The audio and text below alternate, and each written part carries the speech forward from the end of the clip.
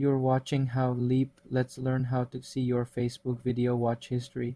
Open the Facebook app on your phone or visit facebook.com in a web browser and make sure you are logged into your account. On the main app, tap the three-line menu icon in the bottom right for iOS or top right for Android from the menu that expands. Scroll down and find the Settings and Privacy section, then tap on Settings.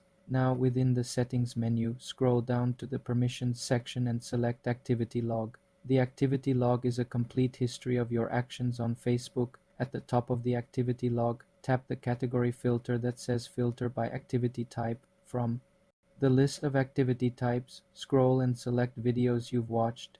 Your full history of watched Facebook videos will now be displayed in a chronological list. You can scroll through this list to see every video you have viewed.